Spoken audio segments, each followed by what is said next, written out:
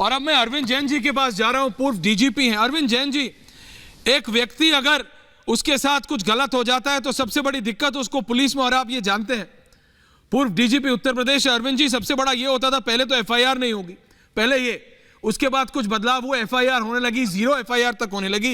FIR हो जाते थे तो सालों साल निकल जाते थे, चार्जशीट नहीं होती थी, चार्जशीट हो जाए तो इन्वेस्टिगेशन होती है, इन्वेस्टिगेशन हो जाए तो कोर्ट में। अब सब बाध्य हो गया with a time frame, with a time frame. Arvind Jain ji, क्या आपको नहीं लगता इससे चीजें एक बिल्कुल सीक्वेंस में आ जाएंगी, तरीके से होने लगेंगी?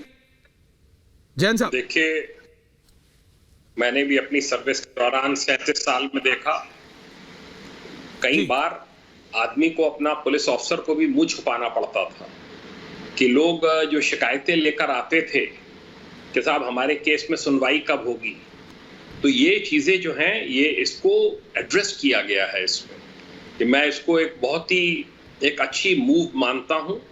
और जो ये सैकड़ों साल, 100 साल से पुराने जो कानून हैं, जो अंग्रेजों के समय में बनाए गए थे, विद द चेंजिंग टाइम्स, उनमें बदलाव किया गया है।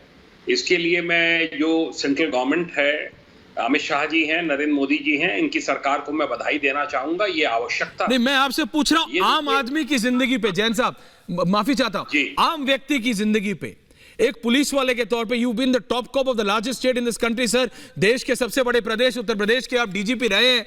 जैन साहब, एक आम व्यक्ति जो थाने जाता है और थाने से कोर्ट के चक्कर लगाते लगाते उसकी चप्पल घिस जाती है, उसकी जिंदगी कैसे आसान होगी? अगर आप ये जरा एक्सप्लेन कर सके, क्योंकि गौरव भाटिया बता रहे थे कोर्ट के हिसाब से, सरकार के हिसाब से। मैं आपसे एक पुलिस वाले के तौर पे जानना चाहता हूं सर, दर्शक समझना चाहेंगे।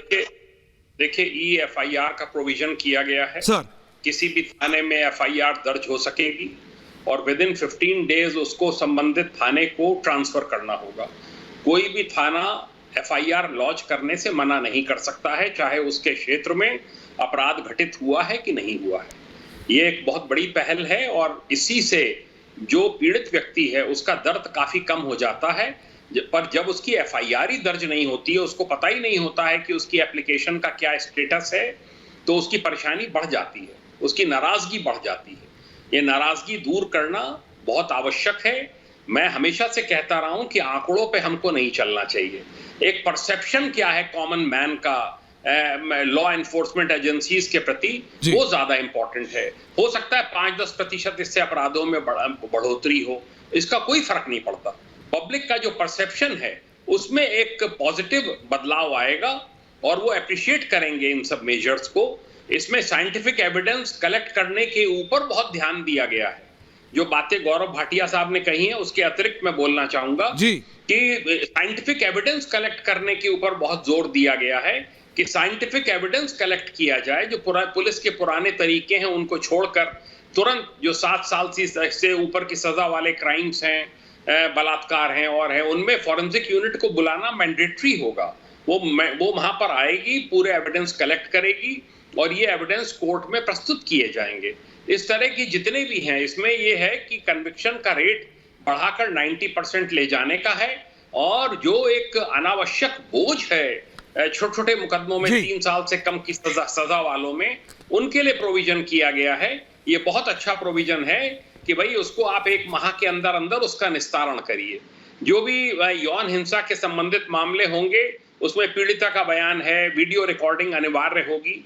इससे कॉन्फिडेंस बढ़ता है कंप्लेनेंट के मन में, पीड़िता के मन में, और इससे कहीं पर भी कोई हैंकी पैंकी करने का कोई स्कोप नहीं रहता है। जितने भी पॉइंट्स मैंने इसमें पढ़े हैं, जो शुरुआत से इसके उसमें लिखा गया है कि न्याय दिलाना फर्ज है, दंड देना फर्ज नहीं है।